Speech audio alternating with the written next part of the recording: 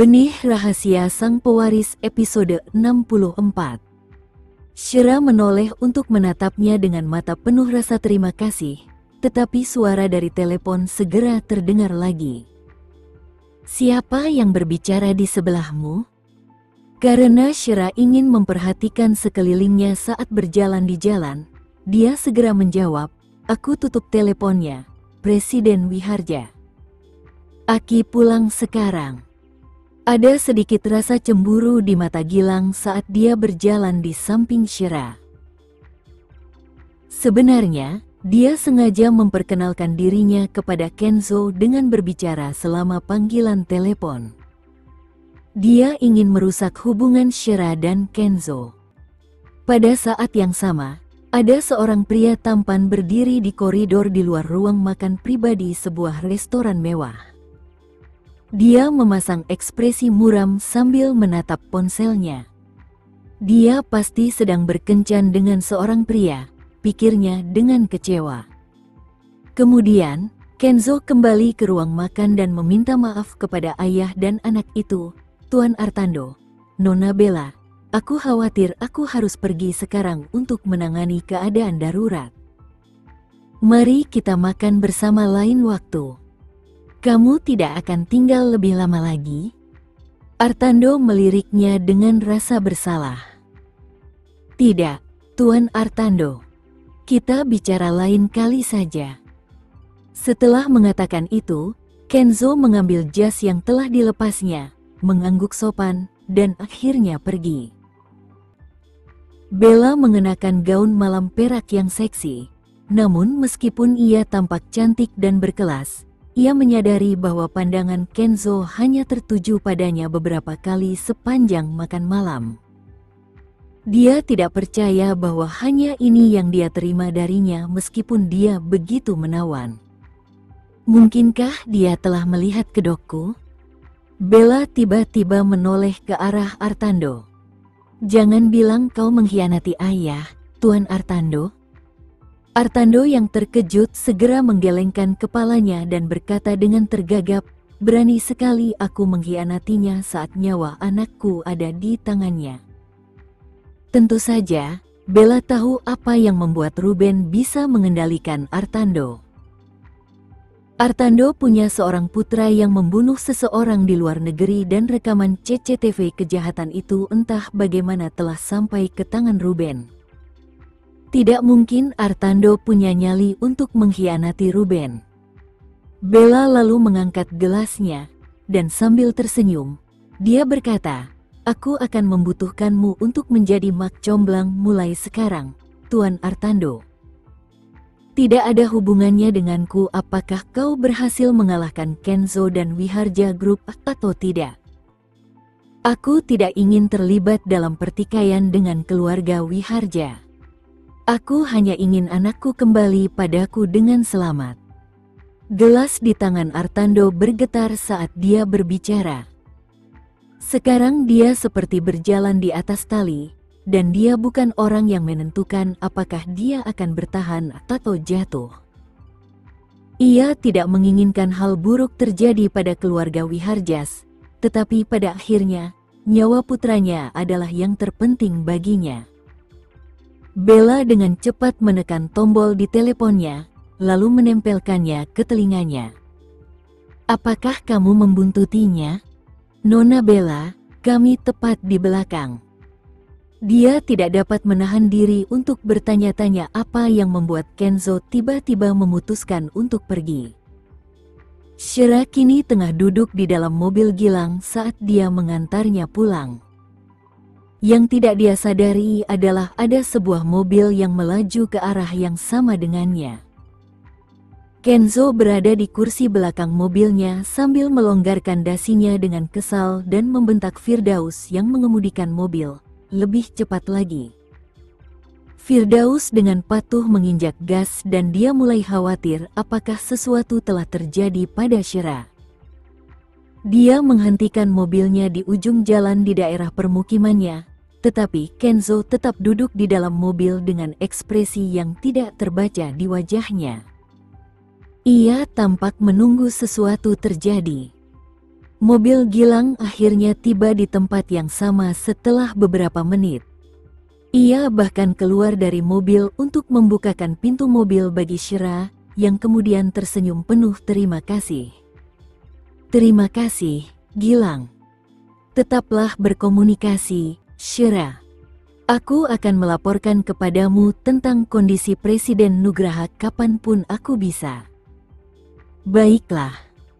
Terima kasih, Gilang, kata Shira sambil tersenyum. Aku harus merepotkanmu dengan ini. Gilang kemudian mengunci mobilnya dan menawarkan, biar aku antar kamu ke atas. Aku juga bisa mengantar Presiden pulang dari sana. Shira tidak punya alasan untuk menolak, jadi dia dan Gilang mulai berjalan berdampingan menuju pintu masuk jalan. Mereka tampak serasi saat berjalan di jalan yang diterangi lampu jalan. Shira tidak menyadari dari awal hingga akhir bahwa ada sepasang mata yang mengawasi mereka dari sedan hitam yang diparkir di samping dan bagaimana itu terjadi. Firdaus melirik Kenzo melalui kaca spion dan bertanya, "Anda tidak keluar dari mobil, Presiden Wiharja?" Dia tidak tahu apa yang ditunggu majikannya. Kenzo menyipitkan matanya yang tampak tertutup lapisan es. Jadi, inilah sebabnya dia menjodohkanku dengan wanita lain dengan begitu murah hati, gerutunya. Ternyata dia sudah terpikat pada pria lain dan pria itu tidak lain adalah manajer keuangan yang cakap yang bekerja untuk Adam. Adam selalu melatih Gilang untuk menjadi orang yang membantu Shira mewarisi perusahaan. Selain itu, Adam sebenarnya bermaksud agar Gilang menikah dengan keluarga Nugraha. Jadi, apakah dia menerima perjodohan ayahnya? Dia lebih suka menyingkirkanku dan bersama Gilang? Pikiran Kenzo begitu melelahkan hingga ia harus memejamkan mata. Ini adalah pertama kalinya ia merasakan kelelahan mental seperti ini dan bukan karena pekerjaannya, melainkan karena ketidakmampuannya untuk memiliki wanita yang dicintainya. Apakah aku masih belum cukup berusaha? Desahnya. Saat Gilang dan Shira naik ke atas, Adam sudah berada di rumah seperti yang mereka duga. Ia tampak lega saat melihat mereka berdua kembali dari kencan. Dirinya harus menciptakan lebih banyak kesempatan untuk mempertemukan mereka. 1 tahun seharusnya cukup sebelum mereka menikah. Aku akhirnya bisa pensiun saat itu. Ini adalah pertama kalinya Gilang mengunjungi kediaman Shira. Saat menikmati suasana yang nyaman, ia tak kuasa menahan diri untuk berpikir betapa indahnya hidup ini jika ia menikahi Shira. Baiklah, Gilang. Kita harus pergi. Leon harus pergi ke sekolah besok. Adam tidak ingin mengganggu istirahat putrinya lebih jauh. Mendengar itu, Shira segera mengingatkan Gilang. Gilang, tolong antar ayah pulang dengan selamat. Jangan ngebut di tengah kemacetan. Ya, Shira. Jangan khawatir. Akhirnya Shira bisa bernapas lega setelah Adam dan Gilang meninggalkan tempatnya. Leon kecil, yang berada di belakangnya, menggembungkan pipinya sambil menggerutu. "Mama, kenapa kakek memintamu berkencan dengan Paman Gilang?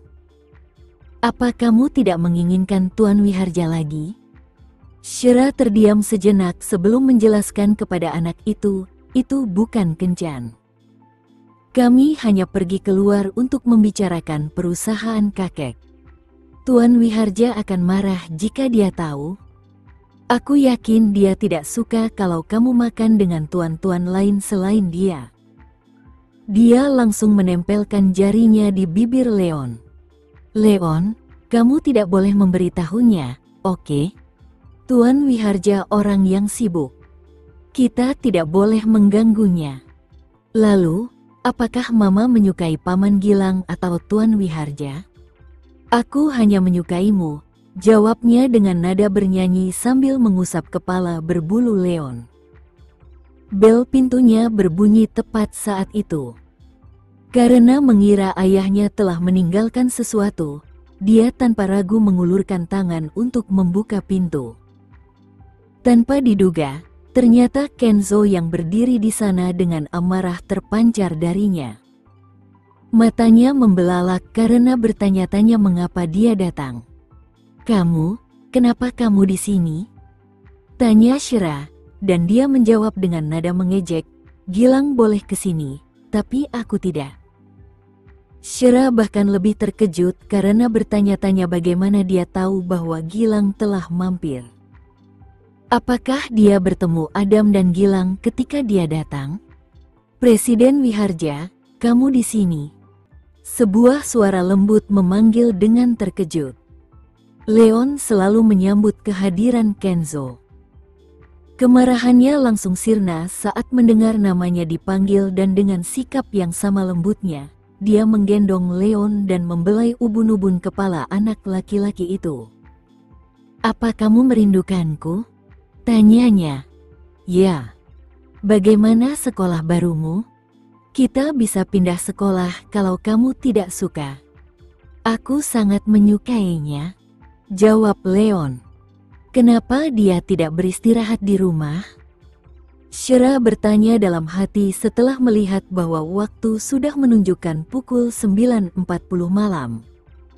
"Aku heran kenapa dia datang ke sini." Berusaha sebisa mungkin agar tidak terdengar seperti sedang mengusirnya, dia mulai berkata, "Sudah malam, Presiden Wiharja. Aku harus memandikan Leon dan dia harus pergi ke sekolah besok. Kamu harus pulang dan beristirahat." Shira tahu Kenzo sedang tidak dalam suasana hati yang baik hari ini, dan dia tahu sebaiknya dia tidak membuatnya kesal di saat seperti ini. "Leon, mandilah. Aku akan bermain denganmu setelah selesai." Kemudian, Kenzo menurunkan anak itu kembali ke lantai dan duduk di sofa. Shira tidak punya pilihan selain meninggalkan Kenzo sendirian saat ia membawa Leon ke kamar mandi.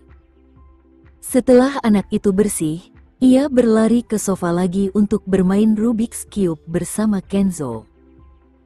Melihat Kenzo membuat putranya sibuk, dia melanjutkan mengerjakan beberapa pekerjaan rumah hingga pukul 10 malam, yang merupakan waktu Leon harus tidur. "Leon, sudah waktunya tidur," desaknya. "Tapi aku masih ingin bermain. Aku akan menemanimu sampai kamu tertidur."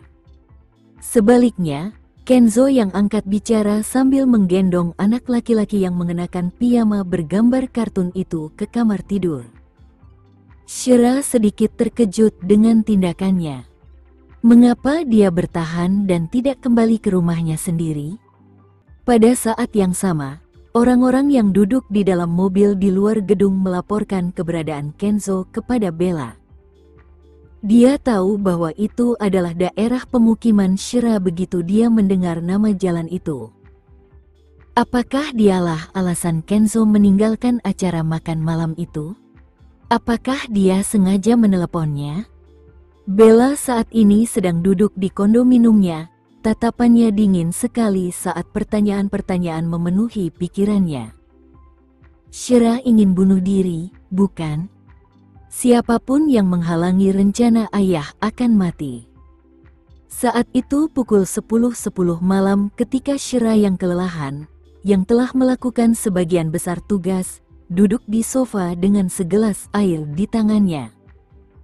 Ia tak kuasa menahan diri untuk membuka pintu kamar putranya dan melihat Leon sudah tertidur di bawah cahaya redup.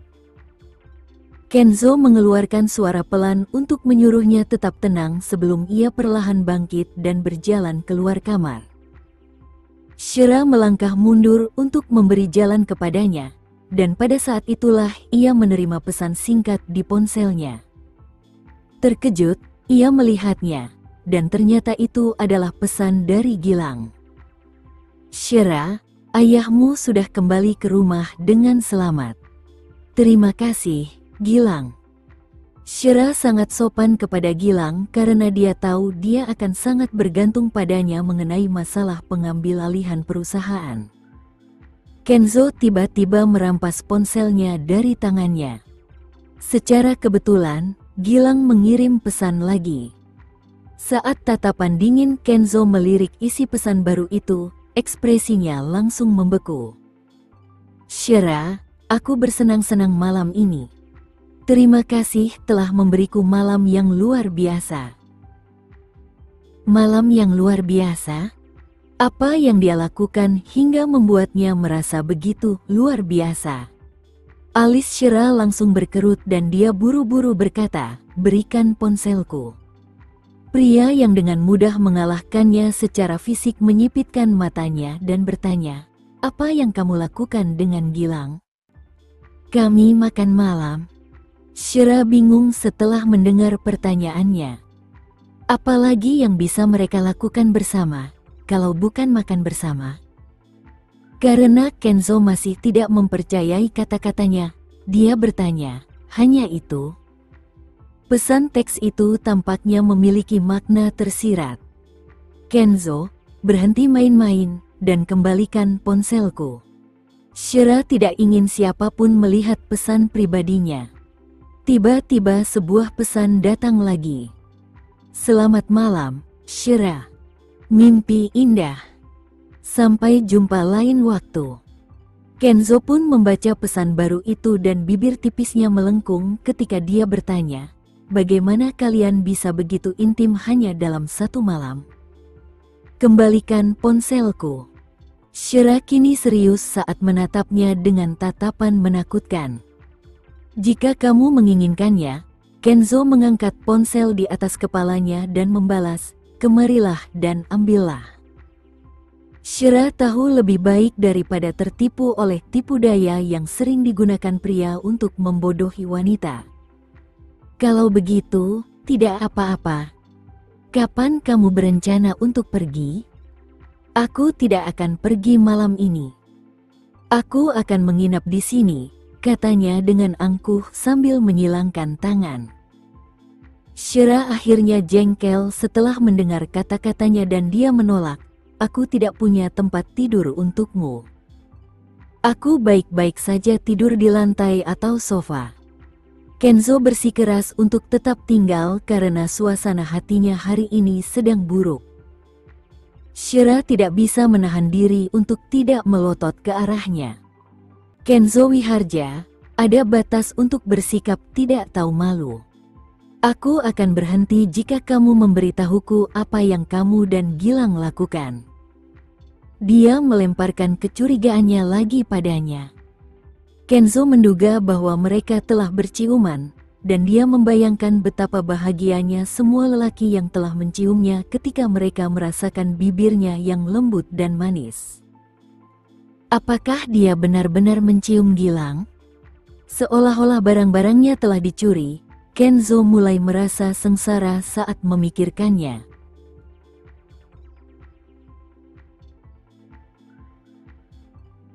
Sekian dulu ya video kali ini, kita lanjutkan lagi videonya di lain waktu.